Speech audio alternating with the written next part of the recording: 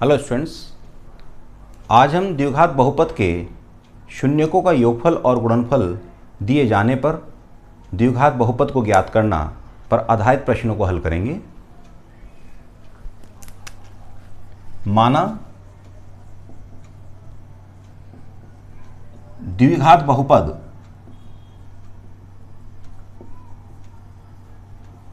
ax² plus bx plus c के दो शून्यक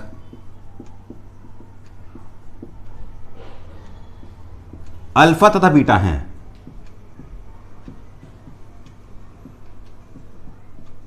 तब द्विघात बहुपद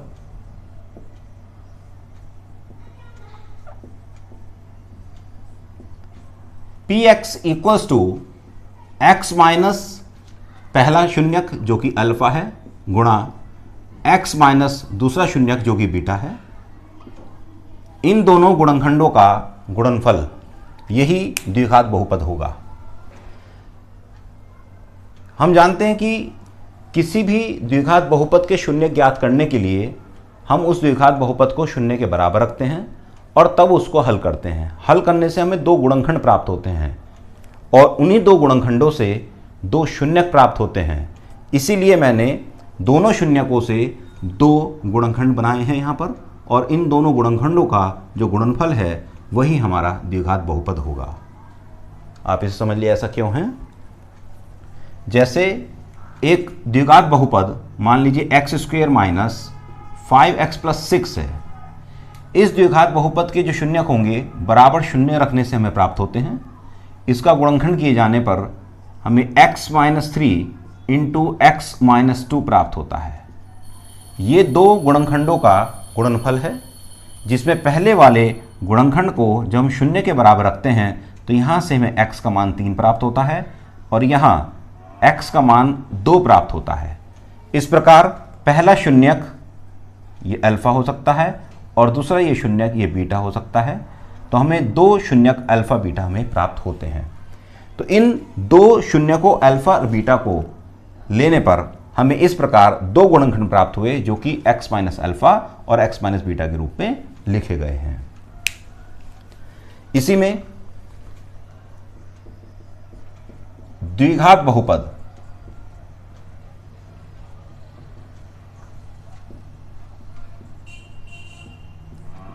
px equals to x² minus alpha plus beta into x plus alpha beta आता है।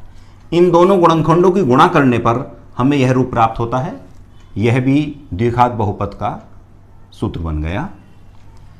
आप देखें यहां ध्यान से, इन दोनों गुणनखंडों की जब गुणा की जाती है तो हमें यह ऊपर वाला द्विघात बहुपद प्राप्त होगा।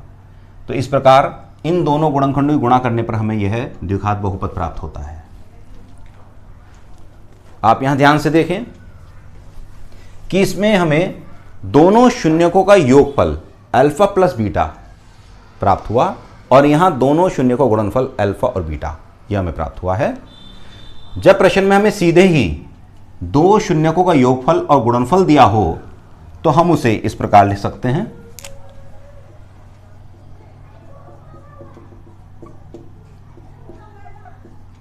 द्विघात बहुपद px equals to x² minus शून्यकों का योगफल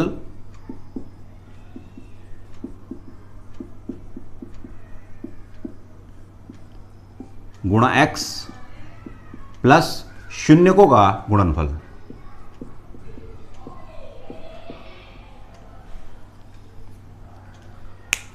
यहां ये शून्यकों का योगफल है और अल्फा बीटा यहाँ शून्यकों का गुणनफल है। तो हम इसे भाषा के रूप में इस प्रकार भी लिख सकते हैं। यहाँ हमारे पास जो द्विघात बहुपद हैं वो तीन रूप में हमारे पास दिखलाई पड़ते हैं। x माइनस पहला शून्यक गुणा x माइनस दूसरा शून्यक, x² माइनस दोनों शून्यकों का योगफल गुणा x और दोनों शून्यकों का गुणनफल, ये हमारे पास है। इसमें हम देखिए एक अचर पद k से भी गुणा कर सकते हैं।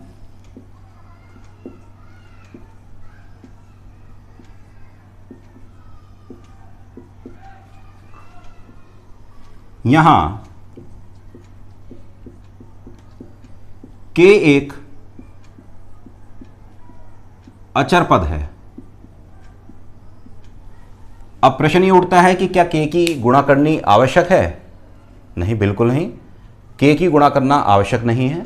आप k की गुणा कर सकते हैं या नहीं, ये आपकी अपनी इच्छा पर है। लेकिन k की गुणा इसलिए की जाती है ताकि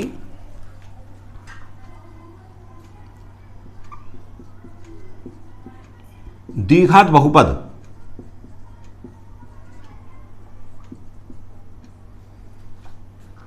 के गुणांक, जो द्विघात बहुपद होता है A X square plus B X plus C, जो इसके गुणांक हैं ए बी सी, भिन्नात्मक रूप में ना रहें।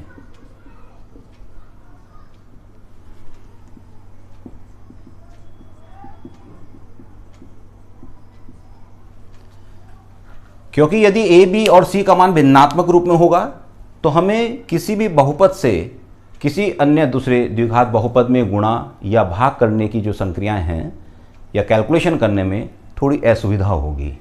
इस कारण हमारी कोशिश ये होनी चाहिए कि k का प्रयोग करके हम इस द्विघात बहुपद को भिन्नात्मक रूप से खत्म कर लें, भिन्नात्मक रूप इसमें न रहे। समझ लें इसे किस प्रकार, जैसे x square minus 5/6x plus 1/6, एक मैंने द्विघात बहुपद का उदाहरण ले लिया है। आप देखें यहाँ a का मान 1 है, यहाँ b का मान -5/6 और c का मान 1/6 दिया हुआ है। यहाँ a का मान तो पूर्ण संख्या है एक, लेकिन b और c की बात हम करें तो ये भिन्नात्मक रूप में लिखा हुआ है। जब इस द्विघात बहुपद से किसी अन्य द्विघात बहुपद में या किसी अन्य बहुपद में गुणा की जाएगी या उसमें भाग दिया जाएगा तो वह थोड़ी सी कैलकुलेशन मुश्किल हो जाती है या उसमें थोड़ा समय ज़्यादा लगता है। तो उससे बचने के लिए हम इसमें क्या करते हैं कि हम k से गुणा कर देते हैं। अब इसमें हम k से गुणा कर देंगे। अब बात ये आती है k क्या होगा। k जो हमारे पास यहाँ शून्यकों का योगफल और गुणनफल जो हमें दिया हुआ है, जैसे कि यहाँ पर 5/6 लिखा है और यहाँ 1/6 लिखा है। इन दोनों में हर देखें आप इसका, यहाँ पर जो हर में लिखा हुआ है यहाँ भी 6 और यहाँ भी 6, इन दोनों हर का जो एलसीएम होगा वो एलसीएम 6 है और वही k कहलाएगा। तो यहाँ k का स्थान पर 6 रखने पर ये हो जाएगा x square minus 5/6 into x plus 1/6। अब इस k से जो कि 6 है, तीनों में आप गुणा कर दें तो ये में प्राप्त होता है 6x square minus 6 into 5/6x plus 6 into 1/6। इस 6 से ये कैंसिल होगा और यहाँ ये इससे कैंसिल हो जाता है, जिससे हमें 6x square minus 5x plus 1 का द्विघात बहुपद प्राप्त होता है, जो कि ए बी सी में भिन्नात्मक रूप में नहीं है।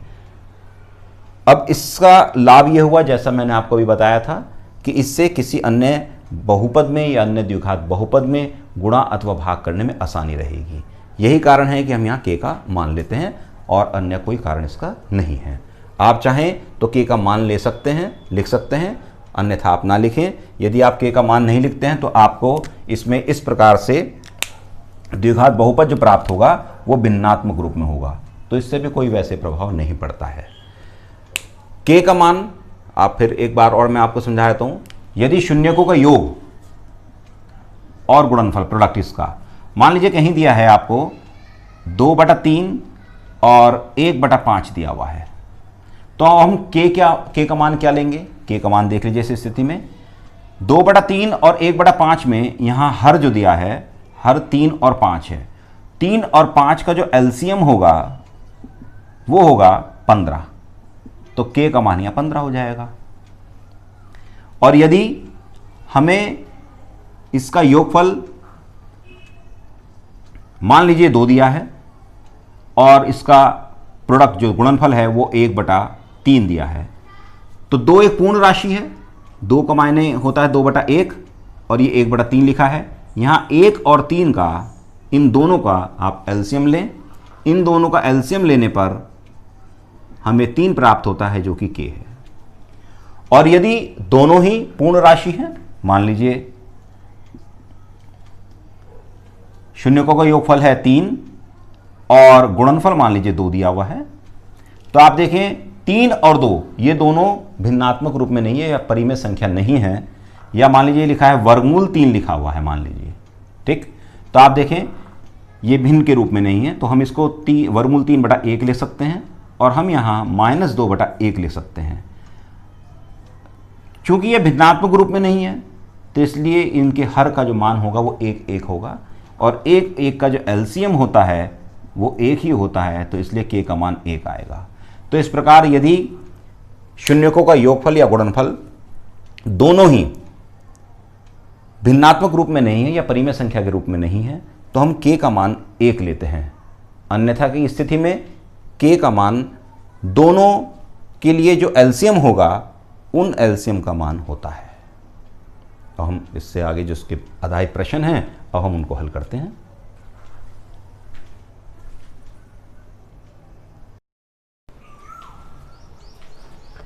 अब एक्सरसाइज 2.2 का सेकंड क्वेश्चन हमारे पास है। एक द्विघात बहुपद ज्ञात कीजिए जिसके शून्यकों का योग तथा गुणनफल क्रमशः दी गई संख्याएं हैं। इस प्रश्न में कुल 6 भाग हैं और प्रत्येक भाग में 2 संख्याएं हमें दी हुई हैं, जिसमें पहली संख्या शून्यकों का योग तथा दूसरी संख्या शून्यकों का गुणनफल दिया हुआ है। तो इस प्रकार हमें द्विघात बहुपद ज्ञात करना है। प्रथम भाग हल करने पर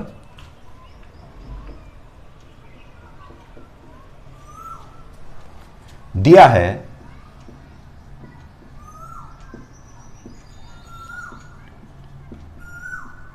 शून्यकों का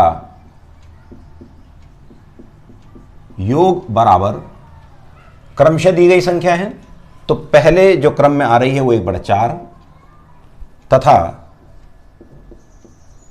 शून्यकों का गुणनफल जो क्रम में दूसरी संख्या है वो -1 है। तो इस प्रकार हमें इस द्विघात बहुपद के लिए शून्यकों का योग 1/4 और शून्य गुणनफल -1 दिया हुआ है और हमें द्विघात बहुपद ज्ञात करना है। इसलिए अभिष्ट का अर्थ है जो हमें ज्ञात करना है, रिक्वायर्ड द्विघात बहुपद।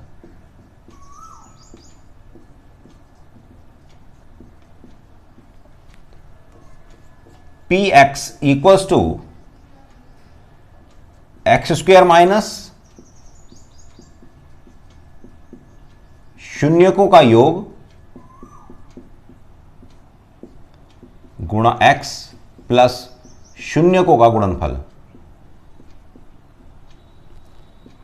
इस सूत्र का हम प्रयोग करेंगे और यहां हम k की गुणा और कर देंगे जो कि एक अचर पद है। k का मान किस प्रकार लिया जाएगा ये मैं आपको अभी बताता हूं। इक्वल्स टू x² माइनस शून्यकों का योग हमारे पास 1/4 है गुणा x और शून्य को गुणनफल -1। देखिए यहां योग और गुणन दोनों दिए हुए हैं, योग 1/4 और गुणन -1 है।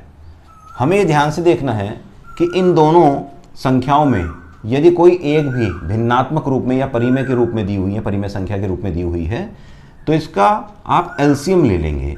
1/4 और -1 को 1/1 ले सकते हैं। अब 4 और 1 का जो एलसीएम होता है वो 4 होता है, तो इसलिए हम k का मान 4 रखेंगे, k बराबर 4 रखने पर। तो k का मान यहां 4 रखने पर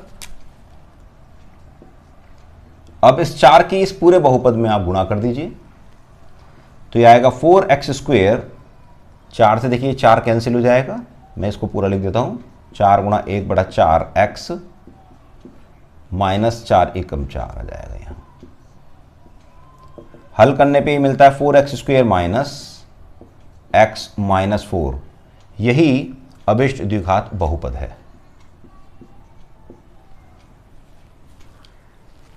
अब इसका द्वितीय भाग देखिए।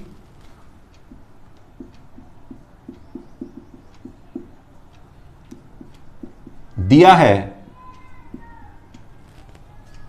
कि शून्यकों का योगफल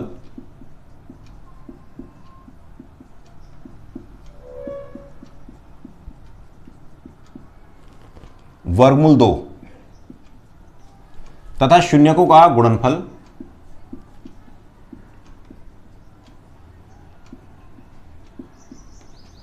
यह हमें दिया है 1/3। इसलिए अभिष्ट द्विघात बहुपद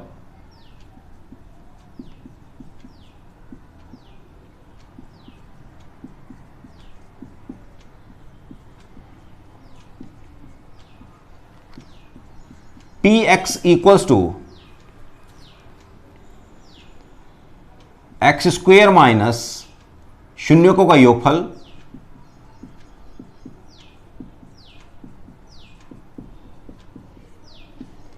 गुणा x प्लस शून्यकों का गुणनफल और k से और गुणा कर देंगे आप इसमें इक्वल्स टू। अब देखिए k का मान किस प्रकार निकालेंगे आप यहां। मैंने आपको बताया था कि शून्यकों का योग या गुणन, इन दोनों में से यदि कोई भी एक भिन्न के रूप में या परिमेय संख्या के रूप में लिखी हुई है तो ही आप यहां k का मान रखें, अन्यथा k का मान 1 लिया जाएगा। आप देखें यहां योगफल में वर्गमूल 2 दिया है जो कि भिन्न के रूप में नहीं है, और यहाँ गुणनफल 1/3 है जो कि भिन्न के रूप में दिया है। तो आप यदि इनका एलसीएम लेते हैं हर के भाग का, तो यहाँ वर्गमूल 2/1 और 1/3, हर इसमें 1 और 3 है, इन दोनों का जो एलसीएम होगा वो 3 होगा, 1 और 3 का एलसीएम। इस प्रकार k का मान हम 3 रखेंगे इसमें। k बराबर 3 रखने पर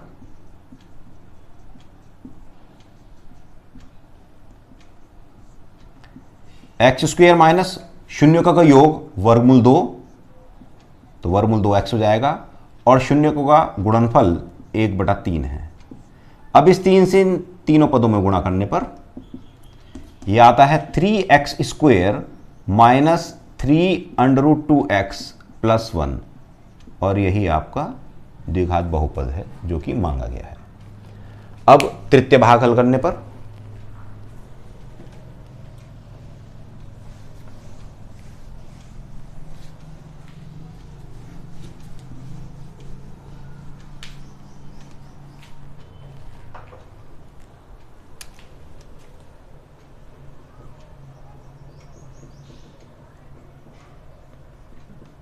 दिया है कि शून्यकों का योगफल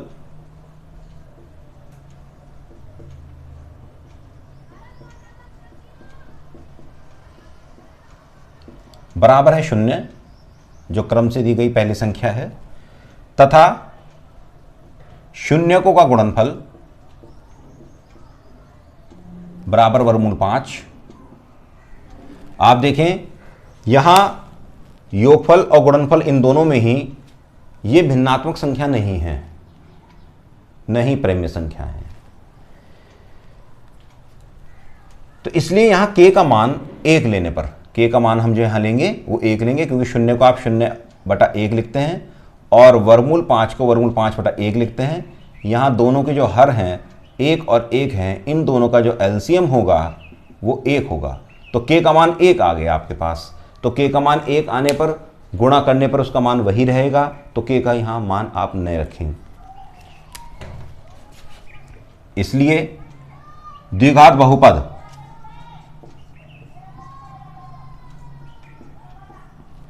Px equals to X square minus X into शून्यकों का योगफल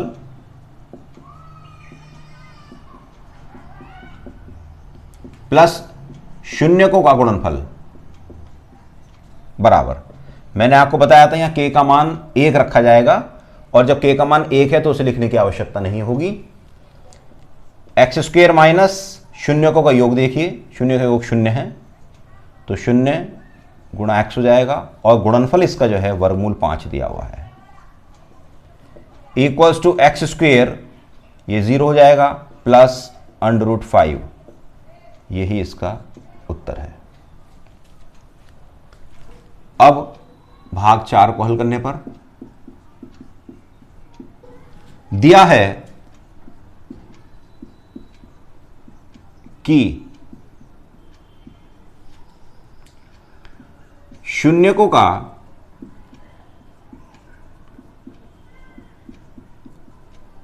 योगफल बराबर, चौथे भाग में देखिए 1 दिया है, तथा गुणनफल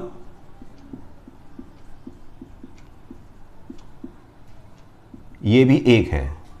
ये दोनों संख्याएं भिन्नात्मक संख्याएं नहीं हैं, भिन्न नहीं हैं, अतः यहां k का मान 1 लिया जाएगा। इसलिए द्विघात बहुपद px equals to X square minus शून्यकों का योगफल गुणा x प्लस शून्यकों का गुणनफल।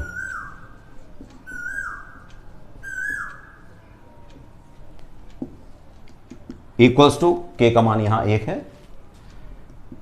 एक्स स्क्वेयर माइनस शून्यकों का योग 1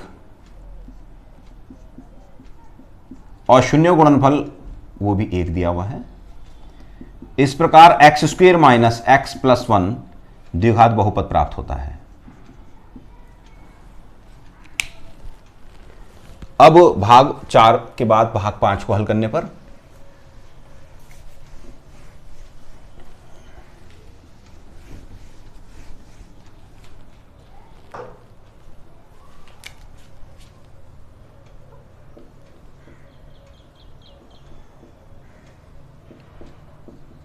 दिया है कि 5th पार्ट है इसका, शून्यकों का योगफल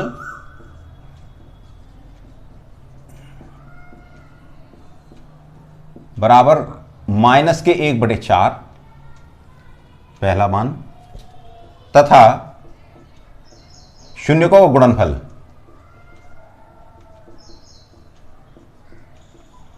ये 1/4 दिया है आपको। इसलिए द्विघात बहुपद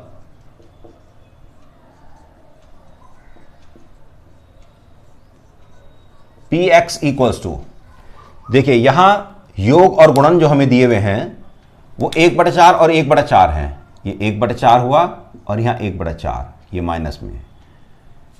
ये एक परिमेय संख्या दी हुई है, ये एक परिमेय संख्या और भिन्न है। आप देखें जो इन दोनों का हर है, यहां 4 और 4 दिया है, 4 और 4 का जो एलसीएम होगा वो 4 होगा।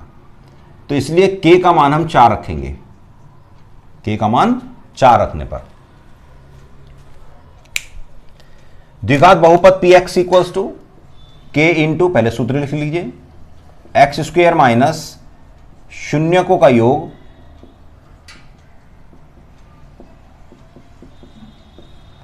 गुणा x प्लस शून्यकों का गुणनफल। यहां k इक्वल्स टू 4 रखने पर, हम 4 क्यों रख रहे हैं मैंने आपको समझा दिया है। px equals to 4 into X square minus शून्यकों का योग जो कि माइनस के 1/4 है, गुणा x प्लस शून्य गुणनफल 1/4। हल कर लीजिए, 4 की गुणा इन तीनों पदों में कीजिए, तभी हमें मिलता है 4x स्क्वेयर, माइनस यहां 2 बार है, प्लस हो जाएगा। 4 से जब आप इसमें गुणा करेंगे तो 1/4 से ये कैंसिल हो जाएगा, जो कि हमें x देता है, और प्लस 4 की 1/4 में गुणा करने पर 1 प्राप्त होता है। ये इसका द्विघात बहुपद है। अब भाग 6 को हल करने पर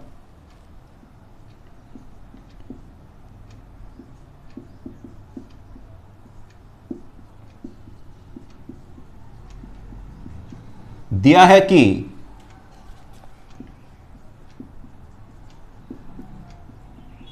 शून्यकों का योग बराबर 4 तथा गुणनफल बराबर 1। इसलिए द्विघात बहुपद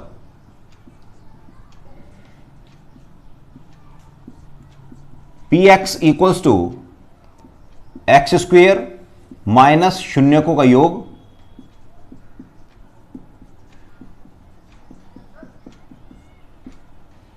गुणा x प्लस शून्यकों का गुणनफल। देखिए अब k की बात आती है, k का मान यहां कितना लिया जाएगा, k की मैंने यहां गुणा करके लिख दिया है।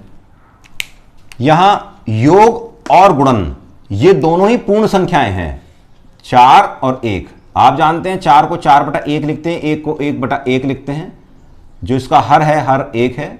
इन दोनों का जो एलसीएम होगा वो 1 होगा, तो इसलिए k का मान 1 आता है। अब k का मान 1 है तो आप जानते हैं k का मान 1 रखने पर जब 1 से इसमें गुणा की जाएगी तो इस पर कोई प्रभाव नहीं पड़ेगा, तो इसलिए k का मान आप यहां रखें या ना रखें आपकी अपनी इच्छा है। तो k का मान 1 रखने पर मैं इस प्रश्न में रख देता हूं x² माइनस शून्यों का योग जो कि 4 है गुणा x प्लस शून्य गुणनफल 1। हल करने पर यह आता है x² माइनस 4x प्लस 1 जो कि द्विघात बहुपद का मान है। इस प्रकार इस एक्सरसाइज का जो सेकंड क्वेश्चन है जिसमें 6 भाग दिए हुए हैं, मैंने सभी 6 भाग आपको हल करा दिए हैं और इस प्रकार ये एक्सरसाइज 2.2 पूरी तरह से हल हो जाती है। अब हम इसके बाद एक्सरसाइज 2.3 को हल करेंगे।